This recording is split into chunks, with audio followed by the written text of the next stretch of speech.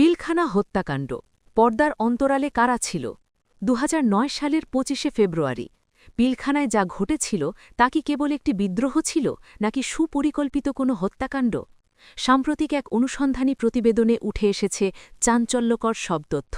জানা গেছে সেই নৃশংস হত্যাযজ্ঞের জন্য বাইরে থেকে একটি বিশেষ কিলার গ্রুপকে পিলখানায় ঢোকানো হয়েছিল তাদের ছদ্মবেশ ছিল বিচিত্র একটি অংশ ঢুকেছিল খেলোয়াড় সেজে বিডিআরের পিকআপে আর অন্য অংশটি রোগী সেজে এসেছিল নম্বরবিহীন একটি অ্যাম্বুলেন্সে করে কাজ শেষে রাতে সেই অ্যাম্বুলেন্সেই তারা পিলখানা ত্যাগ করে এই পুরো ষড়যন্ত্রের পেছনে ছিল গভীর নীল নকশা অভিযোগ উঠেছে ভারতীয় গোয়েন্দা সংস্থার এর সহায়তায় এই পরিকল্পনা বাস্তবায়ন করা হয় এই ষড়যন্ত্রে তৎকালীন প্রভাবশালী রাজনৈতিক নেতা এবং সেনাবাহিনীর কিছু উচ্চপদস্থ কর্মকর্তার নামও উঠে এসেছে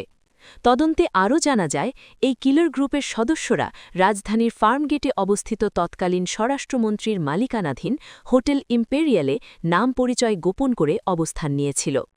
ঘটনার দিন অর্থাৎ ২৫শে ফেব্রুয়ারি রাতে সেই কিলার গ্রুপটিকে বিশেষ ব্যবস্থাপনায় দুবাইগামী একটি ফ্লাইটে তুলে দেওয়া হয় আর এই কারণেই সেই ফ্লাইটটি নির্ধারিত সময়ের চেয়ে ২ ঘণ্টা দেরিতে ছেড়েছিল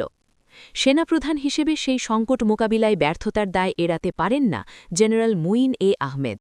শুধু তাই নয় ঘটনার পরপরই পিলখানার সিসিটিভি ফুটেজ সহ অনেক গুরুত্বপূর্ণ আলামত ধ্বংস করে ফেলার অভিযোগ উঠেছে তৎকালীন বিডিআর ডিজি লেফটেন্যান্ট জেনারেল মুইনুল ইসলামের বিরুদ্ধে